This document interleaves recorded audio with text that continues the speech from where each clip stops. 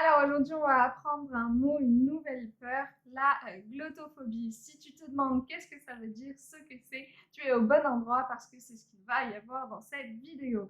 Bonjour et bienvenue sur Éducation Voyageuse. Pour ceux qui ne me connaissent pas, moi c'est Justine.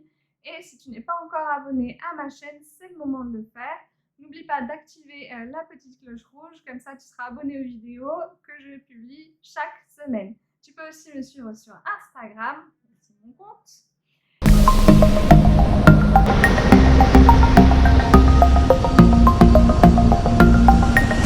Alors, aujourd'hui, on parle d'une peur qui s'appelle la glottophobie. Si on décompose le mot glottophobie, glotto, ça vient du grec ancien glotta, qui veut dire la langue, et phobie du grec ancien phobos, qui veut dire la crainte, la terreur, quelque chose qui fait fuir.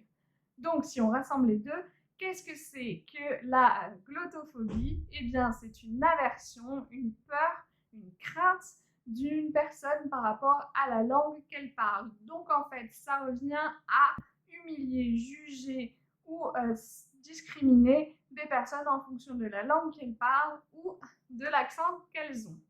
Donc, c'est vraiment une forme de discrimination que de juger, d'exclure ou de se moquer de quelqu'un en fonction de sa langue ou de son accent.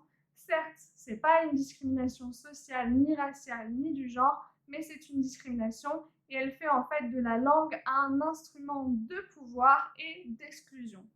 Pour vous donner des exemples, donc dans la vie concrète, quand est-ce qu'on fait preuve de glottophobie?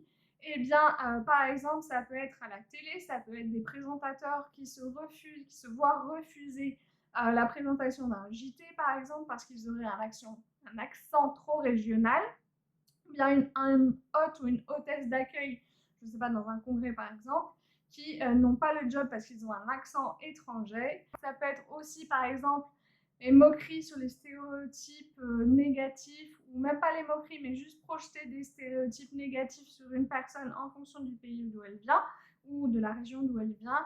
Et ça peut être aussi, par exemple, eh bien, un chercheur français qui ne peut pas publier un article parce que cet article n'est pas en anglais. Voilà. Qui a inventé, si on peut dire inventé, qui a nommé la glottophobie? Eh bien, c'est le linguiste et sociolinguiste Philippe Blanchet, dont la tête va apparaître ici.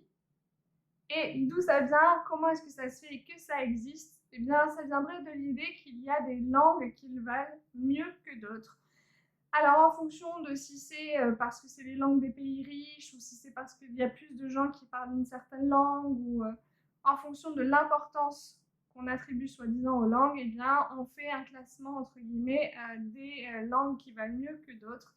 Donc, si une personne pense qu'elle parle une langue qui est meilleure que celle à qui elle parle, eh bien, elle va faire preuve de glottophobie.